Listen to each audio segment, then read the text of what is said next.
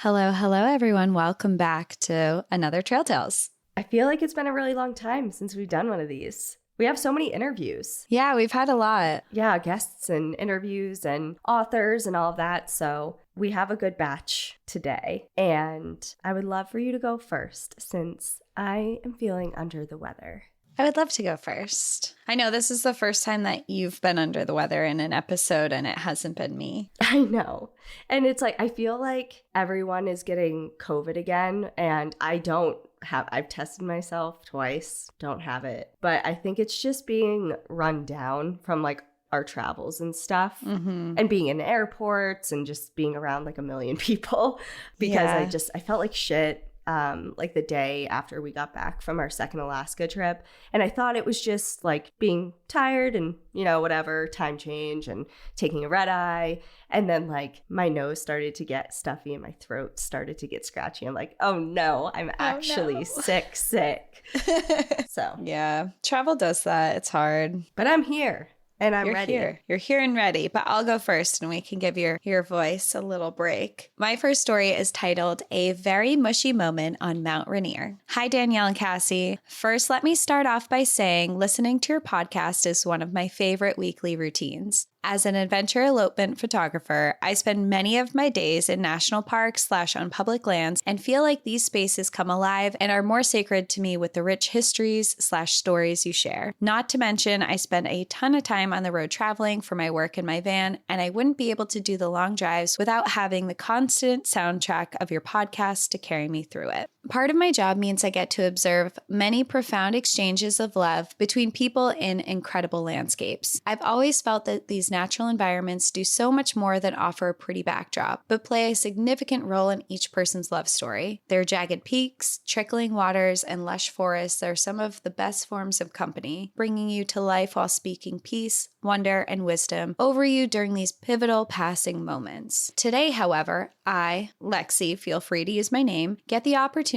to share how one of these landscapes loved on me and played an instrumental part in my love story. Where to begin? I guess it all started on that late summer night in 2019. I was in Seattle, lying in my bed in my Airbnb for the month, tossing and turning and unable to sleep. You see, at the time, I was living in Richmond, Virginia, and was taking steps to prepare for a move across the country to Seattle with this current trip I was on. It was all getting to me, leaving my community, my home of 7 years, the fear of relocating myself and my business. Not to mention, I was beginning a relationship with a guy back in Richmond, silly on my part now that I think of it, and it was tying my heart further to that place. At 3 a.m., I had had enough of the anxiety. I spontaneously hopped into my rental car and began driving 2.5 hours to Rainier in the dark, doing anything to quiet my restless thoughts. I had my sights set on a specific hike. I had been hearing good things about the Skyline Trail. I got to the trailhead just as the light was beginning to illuminate the mountain with pink color, and all the park's wild inhabitants were starting their day singing in the trees and scurrying through the dew-filled grass.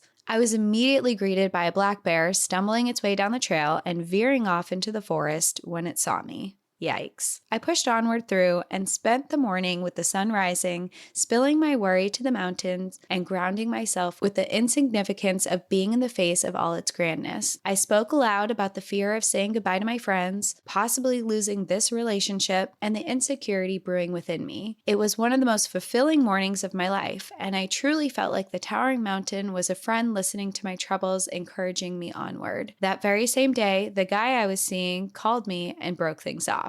It left me pretty devastated, but I had no idea what was in store. Fast forward to the summer of 2020. Despite all the craziness of COVID, I had made the move, was meeting friends, going on adventures, and was even starting to see the sky. One of my friends, Alex, sneakily invited his cousin, Andrew, on a camping trip in hopes of setting us up, and I was smitten. Alex and Taylor, his girlfriend, really wanted to see the blooming wildfires at Rainier, so they made a plan for us all to do the Skyline Trail that weekend at sunrise. Do you see where this is going? Wait, I think you said wildfires. Did I?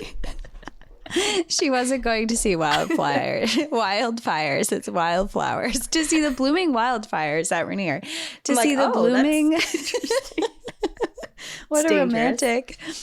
Yes, we see where it's going. You're going to burn. No.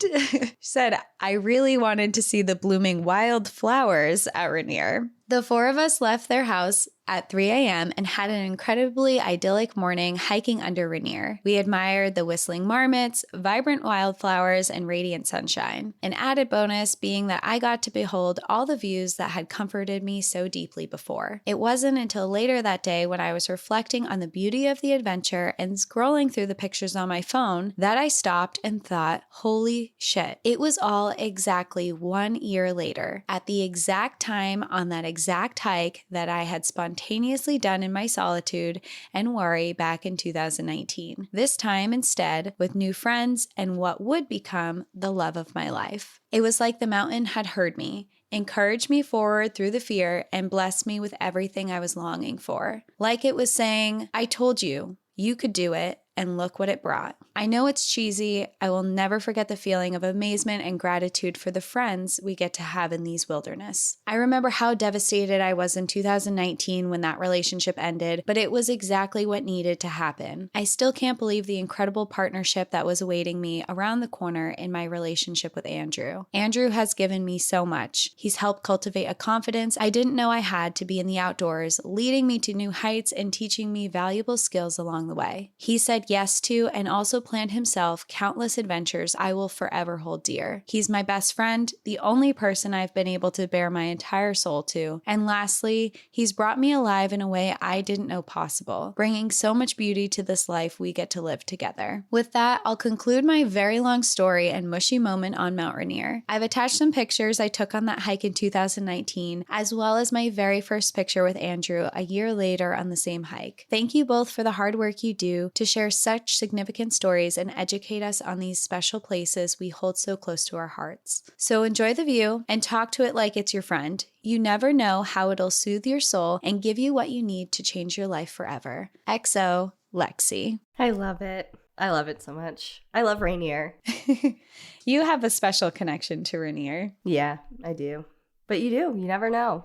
I am such a firm believer in saying things out loud that you want, or like a vision that you want. It's like the whole manifesting thing. I really believe that your thoughts have power.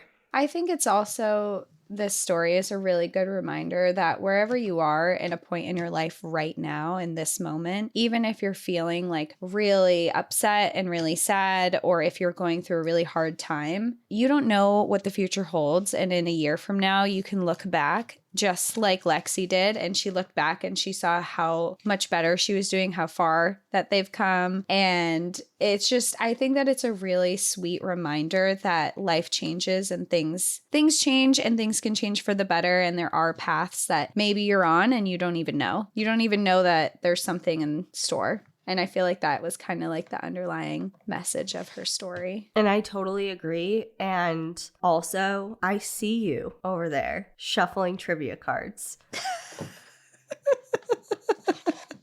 Man, I was trying to be all sincere and sweet. And now, Flash trivia. What category would you like? Oh, God. Animals. Animals, please. Why are you doing this to me? I'm sick. I know, but I've been waiting to take these out for so long. And our Trail Tales episode where I asked you trivia just came out. So it's time for another one. Let's see. I'll give you a true or false one just to be friendly. Okay. Joshua trees have growth rings that can determine their age. True or false? Okay. First of all, that's not animals, so I feel upset by that. It says plants, animals, and water. Okay, I specifically asked for animals. And I feel like, why is this is this a trick question? Don't all trees have growth rings? Wait, what's your answer? I guess false, because I feel like I'm being tricked. You are being tricked. Joshua trees are actually a giant species of plant in the agave family, not trees, so they don't have growth rings. Instead, researchers generally use the size to estimate their age. They grow around an inch a year and can live to be over 150 years old. Okay, well, this is, I don't know, like if you plan this or not, but my first story is titled "The Veil is Thin in Joshua Tree." I did not plan that. I just picked the top card on the deck, so. Okay, well, it leads us right in. We're going to Joshua Tree. We're on paths we didn't even know. Right, where trees don't have growth rings because they're agaves or something. Or something, yes.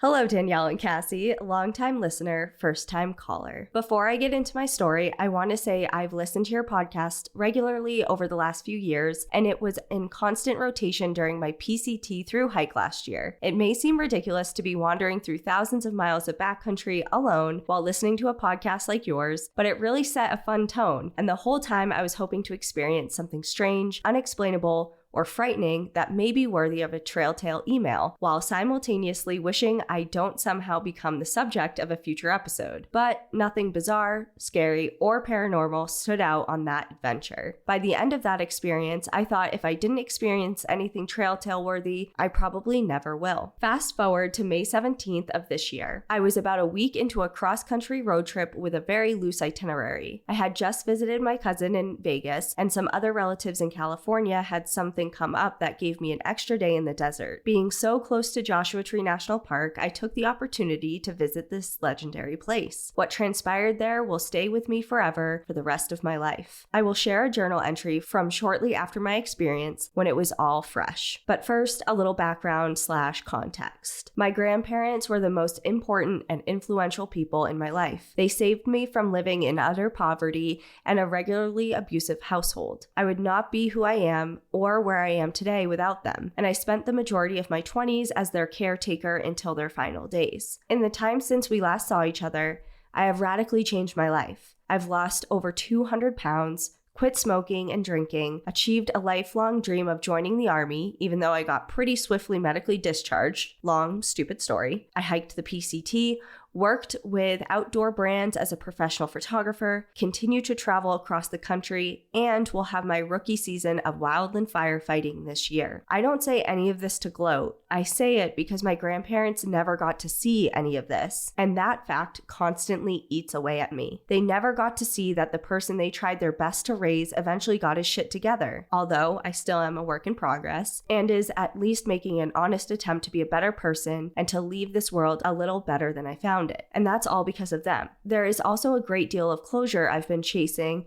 and assumed I would never get after their deaths. Oh, and one more clarification. I was completely sober during this following experience. Anyway, here's my journal entry. After hightailing it from Vegas to Joshua Tree in one shot, I hastily made my way to the first come, first serve area of the park. I was in luck. I claimed my spot at the Hidden Valley Campground, picked my pack off the California sand, and threw it onto my back. I'm not used to it being this light. For the better part of 5.5 months on the PCT, I burdened this thing with arguably more than it was meant to hold, but now it almost felt empty by comparison. This was no backcountry tramp. Nope, this was very casual. This was a day hike. I looked around and see that I'm surrounded by vehicles and other campers here to climb and play their guitars. For a split second, I felt my ego swelling, but then I remind myself that not every instance of being in nature needs to be a hardcore, multi-day excursion, and my ego shrinks again. I spent the latter half of the day exploring the area around the Hidden Valley Trail of Joshua Tree National Park. By now, I had spent plenty of time in the desert environment, but this was unlike anything I had experienced to date. Between the rock formations, the vibrant plant life, and of course, the abundance of Joshua trees, I felt like I was on the set of a 1950s science fiction film. At any moment, I could round the bend and see people in silver jumpsuits with fish bowls on their heads, ray guns in hand, fending off a horde of humanoid reptilians, but instead, it was just the occasional rock climber. Every time I hear, so this obviously is my interjection, but anytime I hear something about Joshua Tree,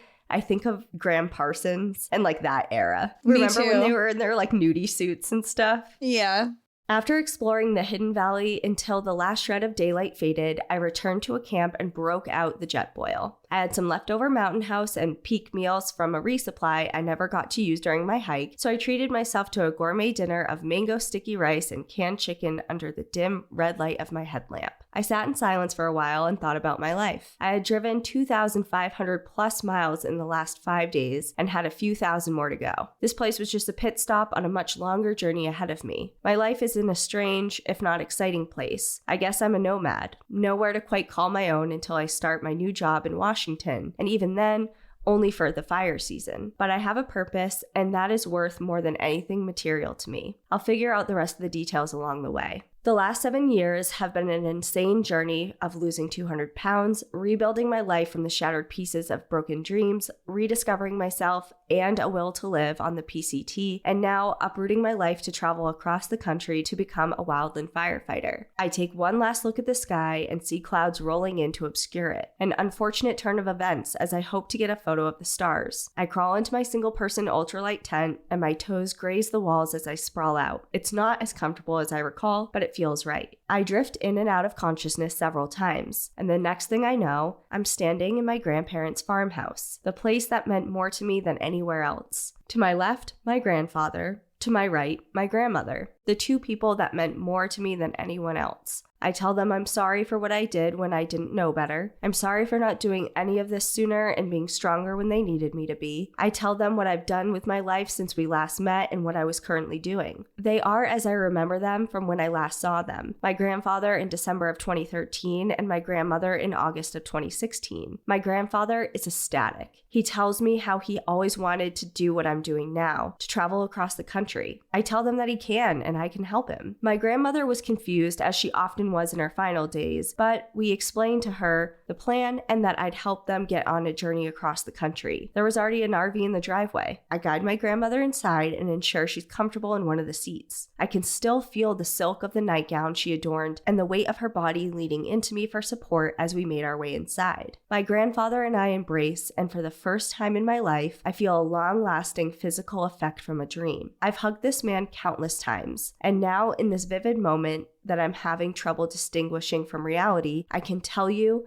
I felt this as if it was real. My grandfather was a strong, sturdy man, even in his final days, from a lifetime of hard labor on a dairy farm, and I could feel that in this dream. I was taller than him, so his shoulders were about chest height against me. He had on a green sweater that he always wore, his full head of gray hair pressed against my beard as we held on to each other for what seemed like an eternity. After all those years of having dreams where I only see him from a distance or tell him a quick, frantic sentence before an abrupt end and no resolution, this was a long time coming. I wake up. The muscles in my chest and arms slowly relax. I open my eyes to see my hands were outstretched as if I was still holding my grandfather. I then check my watch to see it's shortly after 3 a.m. My eyes shift to the open roof of my tent and it looks like the sky cleared up. I grab my camera and quietly crawl out of my tent to capture the night sky. For the rest of that night and the next day, I could feel pressure on my chest where my grandfather's shoulders would have been. My grandparents never knew me as I am today. The last time I saw my grandmother, she was in the early stages of dementia, and I was still well over 400 pounds, just starting on my weight loss path. When my grandfather was still alive, I was mentally and physically at my lowest. I always wish they could have seen the person I've become and try to live my life the way that would make them proud.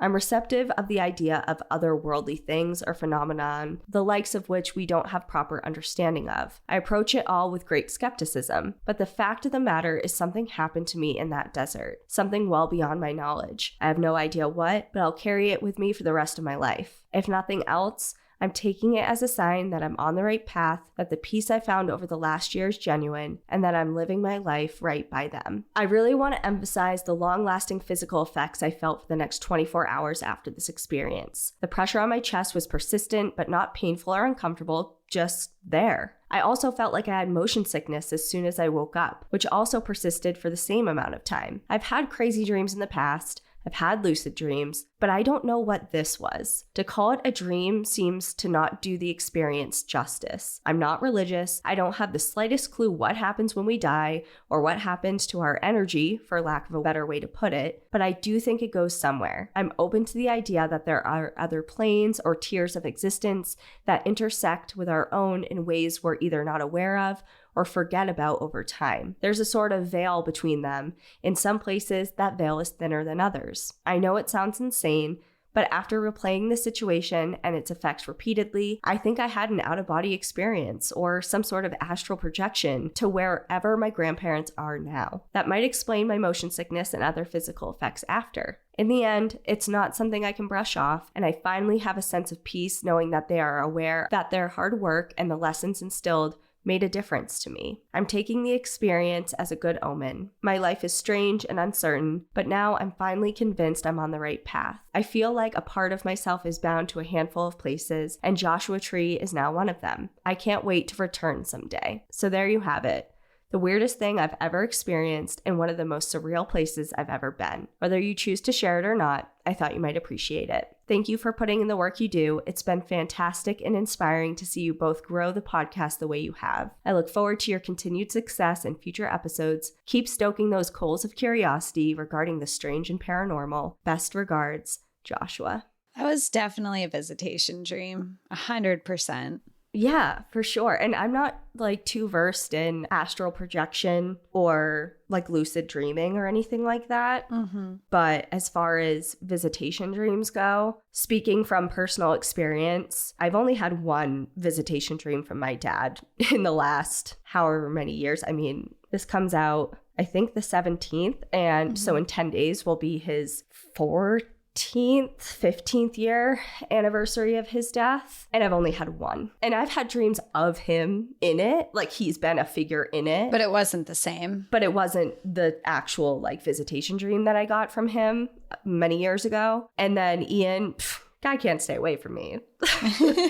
He's I've had a few with Ian, and they're all very, very special. Like Joshua said, like I've had dreams before. Like I've had a variety of dreams before, and you just know they're different. Like Ian has been in my dreams. I've had stress dreams regarding Ian, but I've also had visitation dreams with Ian. And like you just know when you know. And yeah, this is, you had a visitation dream with your grandparents. And I think that is just like so amazing, because it sucks. It's like, I have so much to tell you. So much has gone on. My life is so different. Like, I want to thank you or just tell you. And I think it's their way of just popping in and being like, we know. And like, we want you to know that we know. Yeah, absolutely. And I think the last visitation dream I had was I was in Alaska with you. Yeah. Yeah, that was super recently. It was, what, a week and a half ago? Yeah. And I didn't wake up with like my arms outstretched. You know, like he's like, it's like you wake up and you're like mid doing something. Like physically doing something in the real world outside of your dream. But like I woke up bawling my, like immediately I woke up and I was already bawling my eyes out because I was crying at the end of that dream. Mm-hmm. And it like translated into like from being unconscious to conscious. And yeah, Cassie was like, is everything okay? What's happening? It's like, I was just with Ian, you know. It's just like, you can't even begin to describe it unless you've had one. So Joshua, you had one, and I'm really happy for you. Yeah, it sounds really special. And thanks for sharing it with us. Yeah.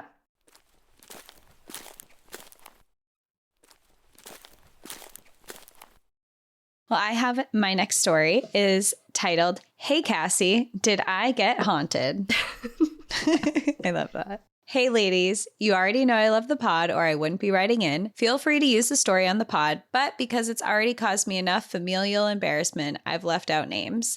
So, without further ado, back when you released your episode about Gettysburg National Military Park, I was immediately taken back to my childhood through early adulthood. My father was raised in Gettysburg, which means my family went back to visit a lot. I've grown up visiting the battleground, the farms you mentioned, and other various sites around town. When you were telling the story, I felt like I was actually there and could vividly recall the barns and fields and whereas it was in relation to the battlefields and other historical sites. My aunt actually lived in one of the original buildings from the wartime era, and it was definitely haunted. We'd often hear stories of children playing pranks on her. She had no children at the time, but we can save that story for another day. One year we went back for one of my dad's high school reunions. My cousin and I decided to go on a ghost tour for something to do. I'd like to know I was 18, she was a bit younger, and I'd never been on a Gettysburg ghost tour before. How? Good question. I don't know, but I'm glad we did it. Now, it's important to note for later in my story, we drove there separately. She in her own car after work, and I borrowed my grandmother's car. We were escorted around the town, around the college, across the bridges, and told a lot of stories that had occurred in these places and surrounding area. We were even told a few stories about paranormal encounters on the battlefield.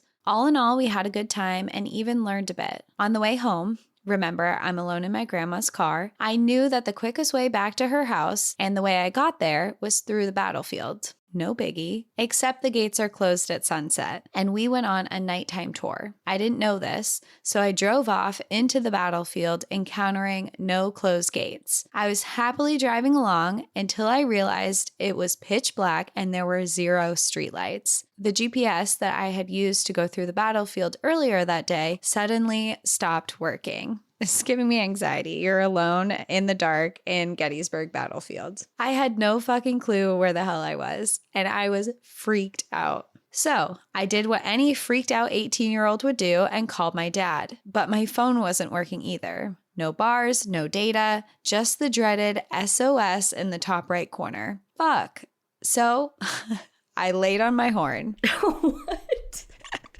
Someone would eventually hear, right? Right? About 5 minutes of just blaring the horn, a ranger came by. He said, "Hi, miss. This isn't your car. Are you by any chance her granddaughter from out of town?" Yes. Great. Well, miss, how did you end up in the middle of the battlefield at this hour? I closed the gate myself a couple hours ago. You missed the one by town then because it was open. Nope, I drove by it on my way here when I heard you. It closed. There was a long silence. All I know is I drove through an open gate and now my phone and GPS aren't working and I have no idea how to get to my grandma's house. He didn't question me anymore, but he did escort me to my grandma's because, of course, he knew where she lived. And my entire family knew what happened before I could tell them. Small towns, man. Small towns. This is my story, and my question remains, Cassie, did I get haunted? You got haunted. So is the haunting a ghost opened a gate? I think that it's a combination. I feel like it's a combination of being brought there, the gate was open, and then also you hear all the time in paranormal activity where electronics don't work anymore. So not having, even if you weren't like fully haunted, like nothing was interacting with you or you didn't see something, you were definitely in the presence of something, or your GPS and phone and everything just turned off. I guess my follow-up question would be, do you normally get service there? Yeah, that's a good question. Like, is Gettysburg a notorious place to just like not have any cell service? Yeah. I guess the cell service is like hit or miss for me. Like, because I mean, there are places, plenty of places even here outside but of town. GPS is usually satellite. Right. That's the only, and the gate thing and the confusion. I'm sure like that ranger was just kind of like, all right, you probably have no idea what you're talking about, and like dismissed it. But I don't know. It is a little creepy. Yeah, and it's also hilarious that you were just sitting in the middle of a battlefield with laying on your horn, hoping someone would help you.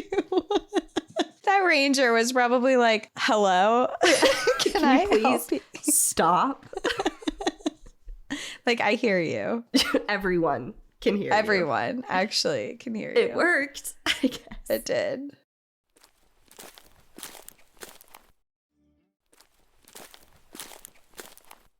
All right, my next story is titled Search and Rescue Mission in Yosemite National Park. Hi, Danielle and Cassie. I went back to find this in my drafts over a year after I had originally written it. I finished this email today, 5/29/23, on Memorial Day, after taking a really long weekend to reflect on my good friend and soldier that went missing almost a year and a half ago. I've been connecting with your podcast and your stories even more as you've developed this past year, and you're truly both amazing storytellers with incredible humor to add to your tales. Danielle, listening to you move through grief openly on your podcast has helped so many others relate and to not feel so alone. Thank you for your bravery and openness to share your heart with others. My hope today is to bear some of that bravery and continue to move forward through my own grief. I've hesitated to write my own trail tale submission because, like others, I felt like this story was not as worthy of a good narrative, and that of just a heartbreaking experience for myself, and especially that of family and friends of the still missing person in Yosemite National Park. Now, listening to several of your episodes, I realized how important it was for me to share my own experience in an unsuccessful search and rescue operation in one of the most well-known national parks. Considering most of your audience consists of outdoors and adventure lovers, I'm hopeful that my story might reach others that are going or have gone through a similar experience. So, Most of us know when someone goes missing, regardless of if it's in the wilderness or not, the first 24 to 48 hours are the most critical for recovering the missing person. However, after the initial shock and devastating news of hearing someone went missing, we often miss how huge the repercussions are if the missing person is never found. The story gets faded out of the media, and people often stop feeling as invested after weeks, months, and even years go by. This is the story of my good friend and soldier, Joel Thomason, and how he never came home from Yosemite National Park. I'll begin by starting with my own perspective and then fill in the details that made the situation difficult and hard to negotiate. It was Saturday, September 11th, 2021. I remember this so vividly because I had already been an elevated hot mess that day. I've been a soldier in the U.S. Army Reserves for 13 years, and this was my first 9/11 no longer an active reserve soldier. I had made the choice in July to take a break from my position as a team supervisor, essentially, and my position in the Army Reserves. For those familiar with military enlistments, I chose to end my career early and transfer into the Individual Ready Reserve. I had begun homeschooling my son full-time to enjoy traveling, adventuring more, and having the flexibility to have a non-traditional schedule. Fitting the Army into my life no longer worked for myself and my family's lifestyle. And while the decision was obvious, leaving 13 years of something I knew that was so familiar was gone way too quickly. Prior to my departure at my reserve unit, Joel was one of my soldiers that I supervised, and I had been leading him towards his own NCO course to promote to a supervisor role himself. Him and I had spent a few solid years together in the Army. We had gone on really shitty missions together, where he truly became like my little brother. We were close in age, so we were closer to peers than the supervisee.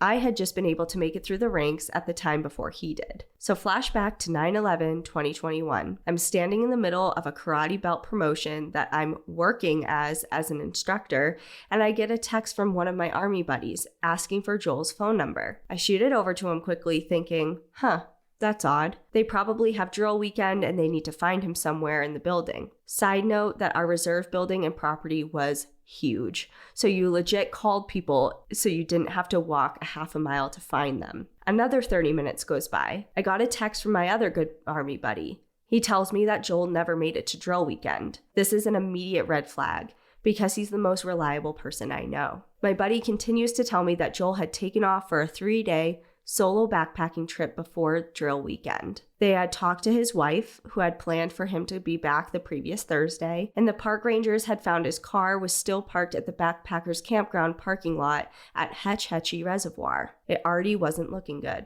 At that point, each of us goes into our own individual Army planning headspace, and between the three of us, we just want to move and take action right away. Yosemite National Park Service Search and Rescue was alerted and mobilized at that moment. At that point going forward, I find myself driving to Yosemite, doing miles upon miles of my own searching, and hit the most enormous amount of bureaucratic red tape I could not even begin to describe when it comes to saving someone's life. We were notified that Joel was absolutely and completely missing on Saturday, 9/11. It wasn't until Monday, 2 days later, that myself and a ragtag team of Army reservists sat in the bunkhouse of the Hetch Hetchy Reservoir, formulating a plan to try and assist the current National Park Search and Rescue op as it stood. A little backstory on Joel and his family. This trail that Joel took, the beehive of Hetch Hetchy to Miguel Meadows and then to Lake Eleanor, is one that Joel has done so many times he could have done it with his eyes closed. His dad was the chief engineer for the city of San Francisco,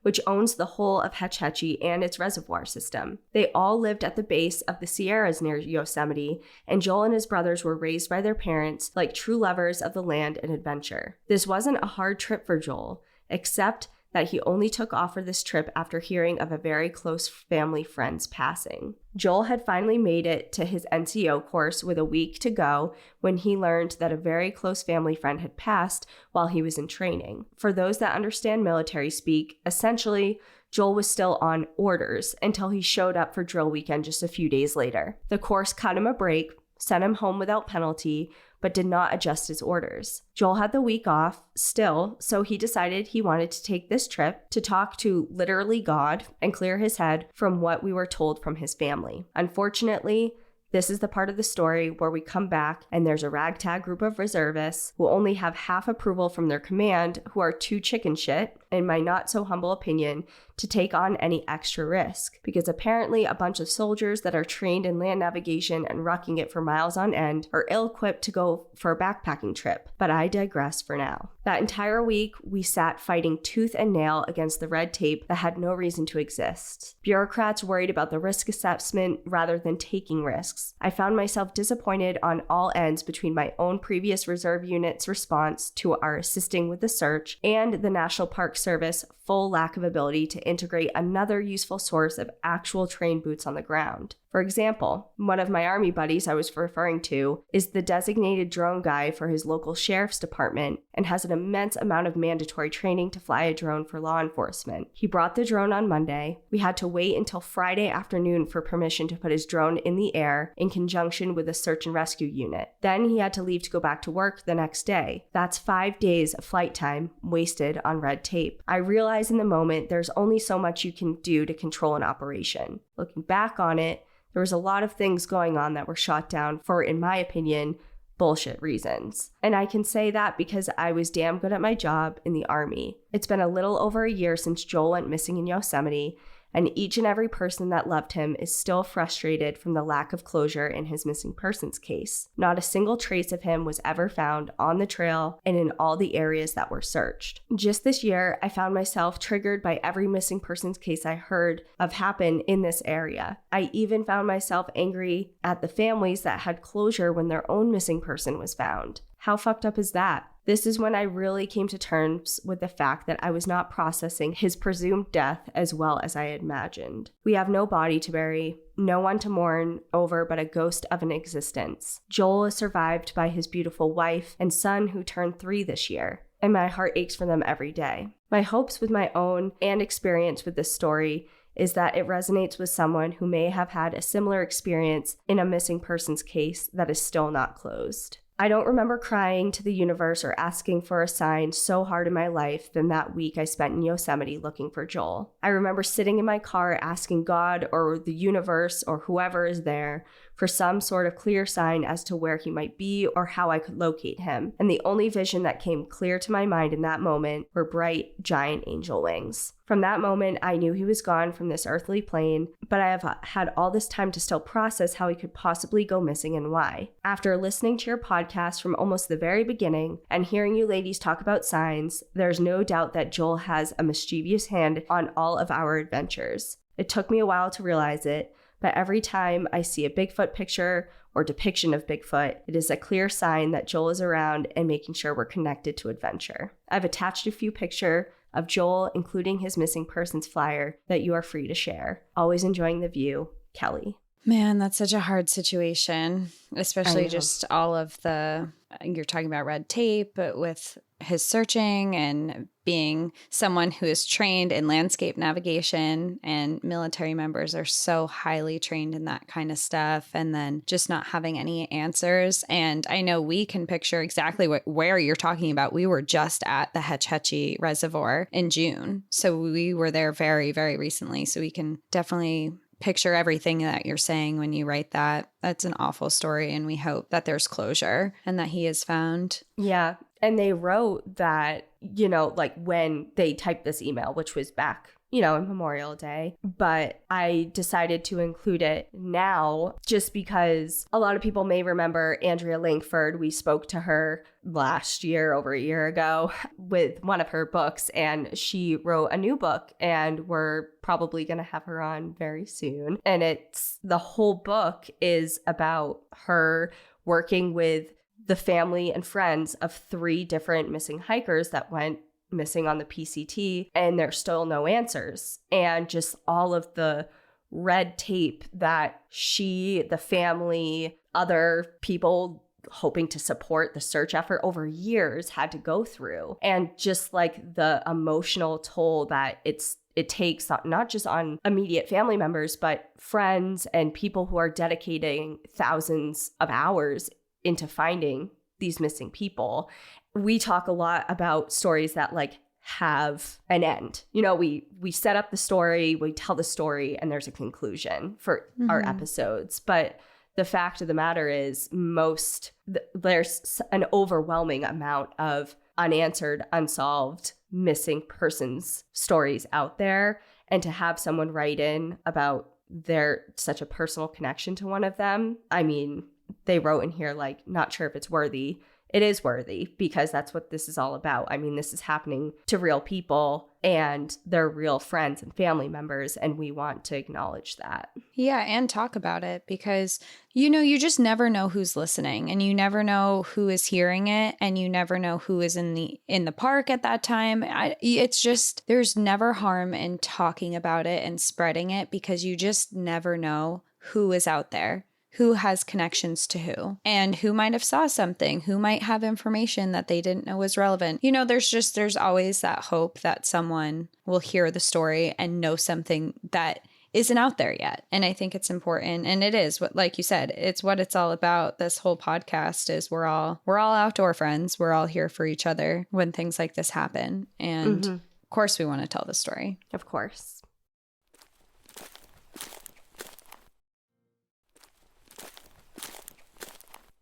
Well, my next story is titled, Don't Stop on a Northern Michigan Country Road at Night. Hi there, Cassie and Danielle. My name is Janelle, and your podcast is one of my new obsessions. I started listening when a fellow coworker at Sleeping Bear Dunes National Lakeshore recommended it to me last winter. I've always had a fascination with the macabre, and I love the outdoors, so your podcast is perfect for me. I also love the added bonus of learning safety tips and lesser-known histories in the park, so thank you for all the work you do to tell these stories. I grew up and have spent most of my life in Michigan's Upper Peninsula, the UP, which you may recognize as the launch pad for Isle Royale National Park and Mackinac Island State Park, and home to Keweenaw. Sorry. You wrote it for me. Keweenaw. I said that. Keweenaw National Historic Park and Pictured Rocks National Lakeshore. I've been to Mission Hill Cemetery, featured in another story also up here, and I feel compelled to confirm that heebie-jeebies is a common used expression around here. The UP is very remote, hosting less than 2% of Michigan's entire population, despite having 28% of total landmass. Two large national forests make up over 2 million acres of land up here, the Ottawa and the Hiawatha National Forests. If you talk to any Yooper, the name we inhabitants call ourselves, almost everyone has had something weird happen to them. The lack of any major cities causing light pollution gives us clear skies in which many of our neighbors have spotted mysterious lights. All of the wilderness here belies a rich history of mining and lumber industry, leaving behind abandoned mines and ghost towns hidden in the woods. I decided to go for creepy tales that center around strange nighttime roadside occurrences that have happened to my family. I'll start with a short one that happened to my sister. The northern lights occasionally are visible up here, and this particular night, my sister and my friend were looking around to find a good viewing spot. They were driving down a country road between fields when my sister had an overwhelming feeling of another presence in the car. Sitting in the back seat, barely visible, was a shadow figure. Her friend also noticed,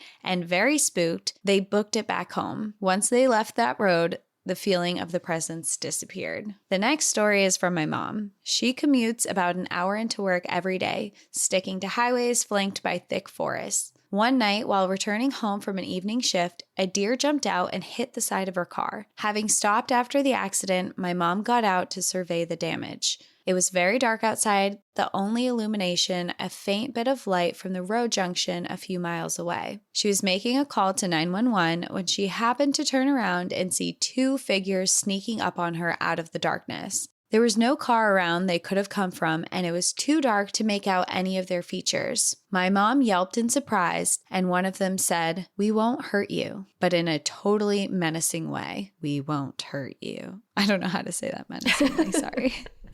Cassie doesn't. I'm not menacing. "We won't hurt you. I'll try. Won't hurt you." I feel like I'll do you do it. "We won't hurt you." That was good. I'm scared. I think it might be my sick voice that's helping. Yeah, it helps for sure.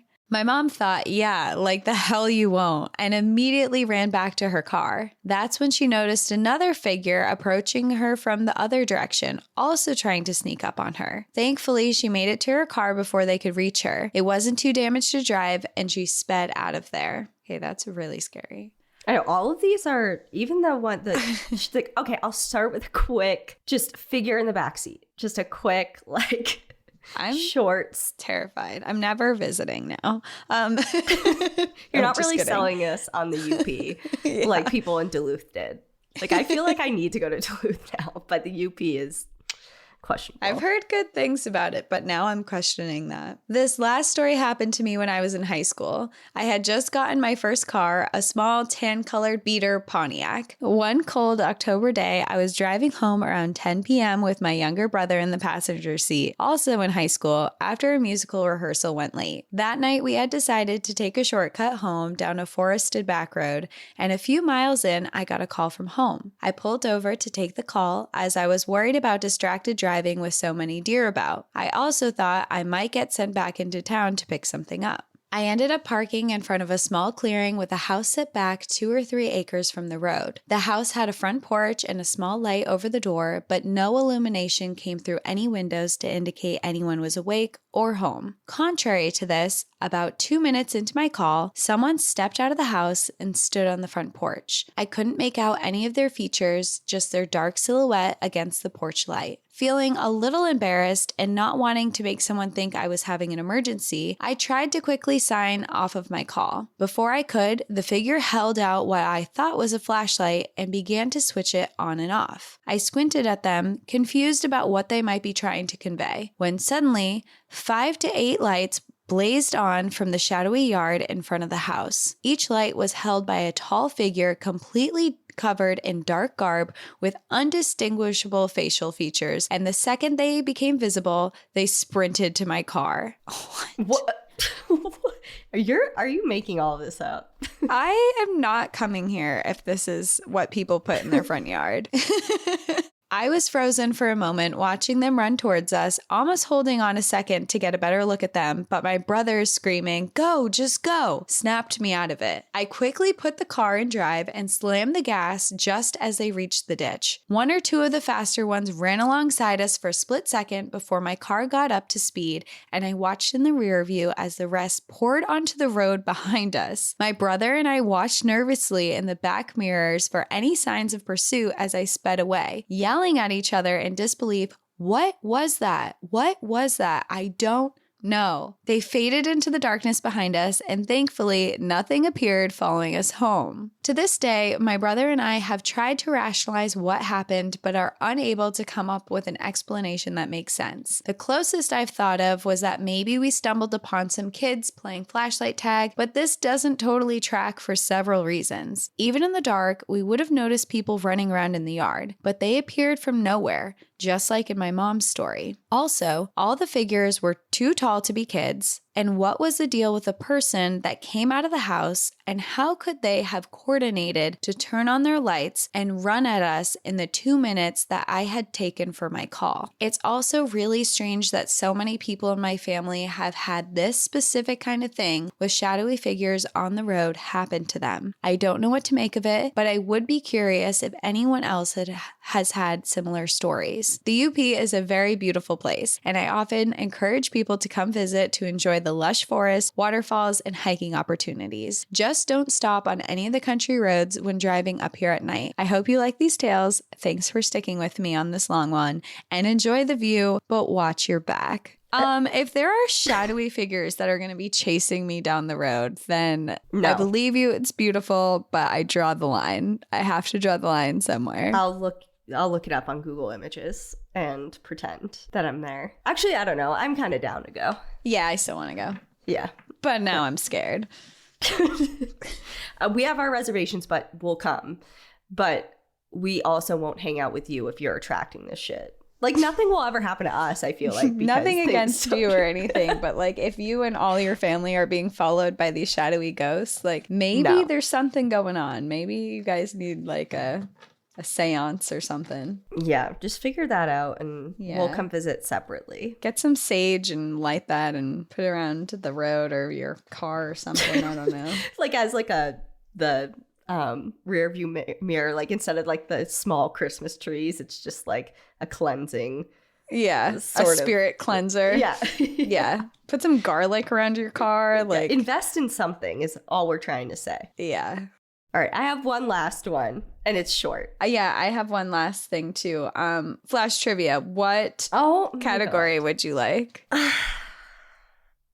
We have plants, animals, and water, tourism, geology and astronomy, and cultural history.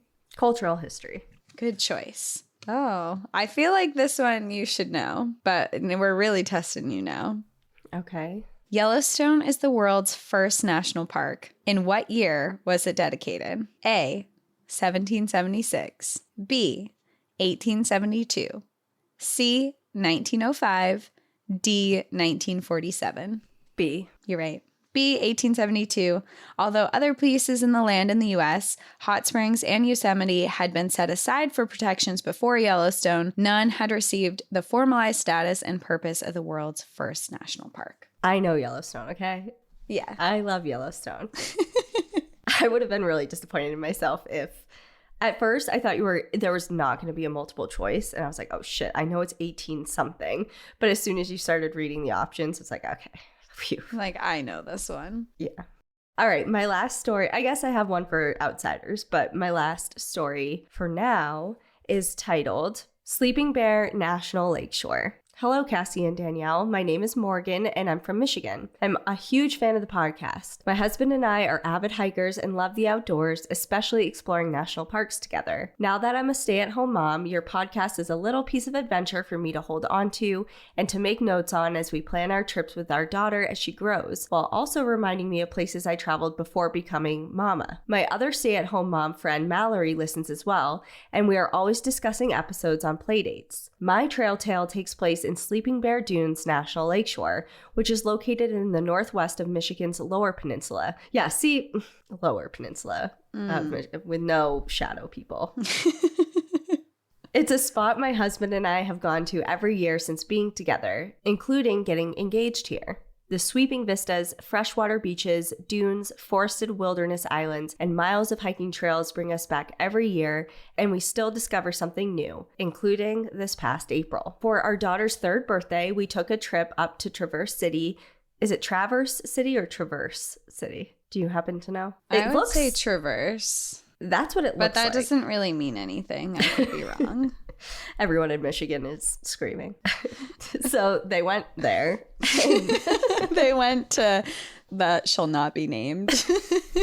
They went to that place and the Sleeping Bear Dunes area. We love stargazing at night, so we decided to take a trip to the lighthouse in the ghost town of Sleeping Bear called Glen Haven, which has a very interesting history. The Park Service purchased the ghost town in the 1970s, and several of the buildings are being used for visitors to learn about the history of the Glen Haven area. We spent quite some time admiring Lake Michigan and the solitude of what visiting in the early spring can bring. I was taking a photo of my daughter and my husband when I saw a man on the trail behind them. He was elderly, wearing a long white beard, and was completely naked from head to toe. At this time, there was still snow on the ground, so this was an extra strange sight. Despite being close enough to us, he never turned his head or acknowledged us, just walked towards where he had parked. My husband and I both follow a lot of true crime and decided to follow him to make sure he wasn't going to try and hide by our vehicle, which was the only one in the area. My husband led first, with me holding my daughter following a short distance behind. We watched the man disappear quite literally out of thin air, basically freaking out but trying not to let our 3-year-old daughter become scared by talking about it. We walked with purpose to our vehicle, locked the doors, and took off. On the way back to where we were staying, my daughter said from the back seat, "It's cold out, Mama. He needs clothes." They were all on the boat. Ironically, next to the lighthouse is the Michigan Maritime Museum, which we did not even point out to our daughter. Our daughter still tells strangers about the naked man we saw on her birthday, which leads to some very strange looks. We are going to Mammoth Caves in September. Hopefully, if we see any other apparitions, they will be fully clothed. Morgan. What a memory for your daughter. Like, did they get haunted? It seems like it. Yeah, for sure. You saw something. You definitely saw something and a whole lot of nothing at the same time. You know what I mean? Yeah. I know what you mean. But I just think the comment by the daughter is so funny. Like, imagine you're just talking to them and then like the kid, you know how the kids just like wildly interject some random sentence and then like run away. And you're just like, what did you just say? Like, what are you talking about? And then you're like, oh, wait. I saw a naked man on my birthday. And then just like leaves. What?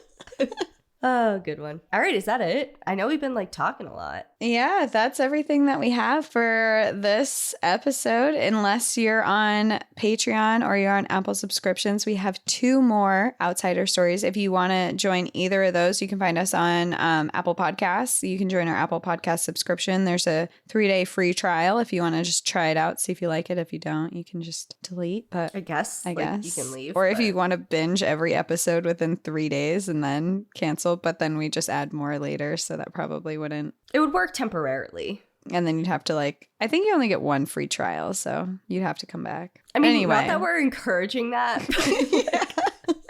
It could be done, I guess. But just say, you can try it out for free if you want on Apple subscriptions. But we also have Patreon where we actually do posts, and Patreon's kind of fun because for our trips, we always launch. If we have any open spots, we always post that on there. And sometimes we do polls, and we have other posts that happen on Patreon. Plus, we have all the bonus episodes, and it's ad free and everything like that. And Apple subscriptions is ad free as well.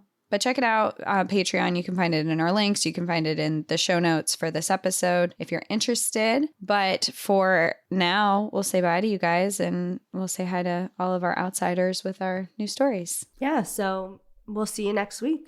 In the meantime, enjoy the view. But watch your back. See ya. Bye.